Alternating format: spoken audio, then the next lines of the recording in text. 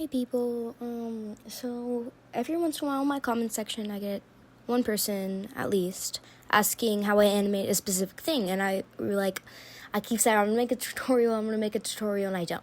So I'm going to finally make a tutorial in my full videos, so that's why this is a full video, because I'm trying to animate a series, and I realized that the shorts for you page is like different from the thing. Like on the algorithm, my full videos aren't going to show up on people's For You pages because they're basically at the beginning, because I have 3 full videos. So if I make another full video and this gets popular, I'll be... Okay, I'm sorry for yapping, man. Okay, first I think I'm going to teach people how I make breathing animations. So, yeah.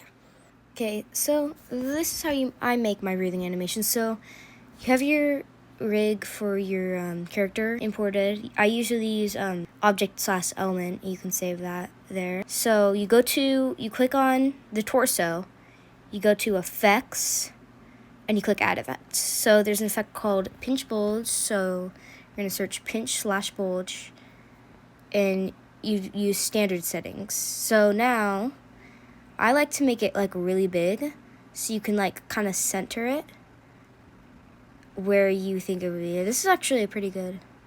Actually kind of started in a good spot. I'd say right here. So strength 0. Okay. So I'm gonna actually just extend all this. Okay, so I make it longer now. Don't mind the fact that it's just a people. My rig's a little built different like that. So now, for me, I use graphs. So for the first keyframe, you're gonna have it smaller. And then for the second keyframe at the end, you're going to make it bigger. By the way, decrease the radius a little bit.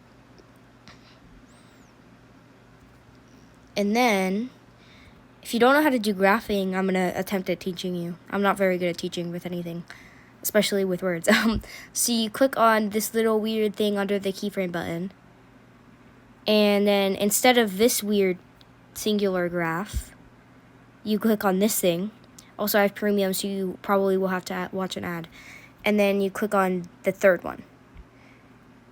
And this is already a pretty good speed if you want it to breathe And now she's breathing. But if you want it to be more realistic, you should also do the same thing. So you copy the graph. So you go back to your breathing keyframe. You copy a curve. Close. Go to this thingy. Go that up. And you paste your curve. And then you go woo, whoop, woo, whoop. Don't mind that fact that it's just a people. I will fix that in a second. Oh my god. Okay. Now, she looks pretty realistic.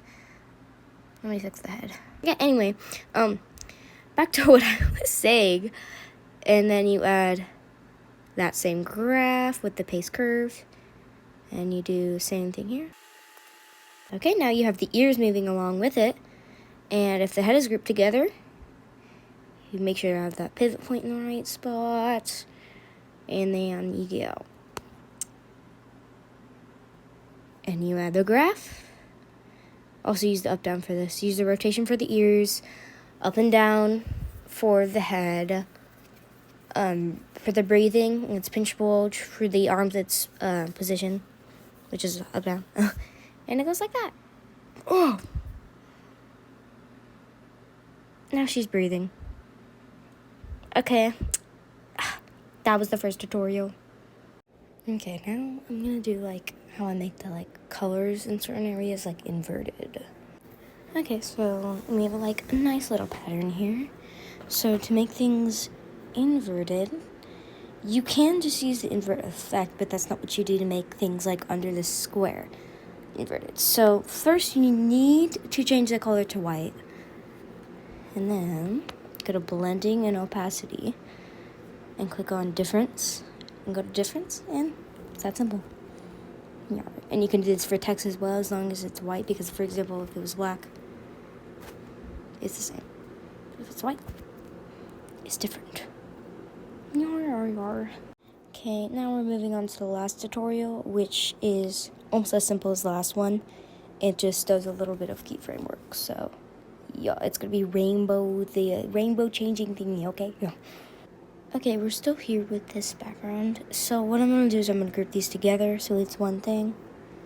Okay, and now we're going to effects again for the rainbow thingy. And then you look for hue shift. Okay, and you do your standard settings. So over the span of 2 seconds, by the way, it makes the color shift. You click on a keyframe, and then over here you go, wow, and it just changes color.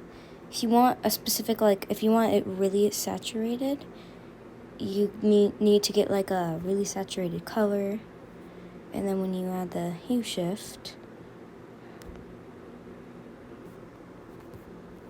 it is saturated of every color. So yeah, that's how it works. And if you want it to, like,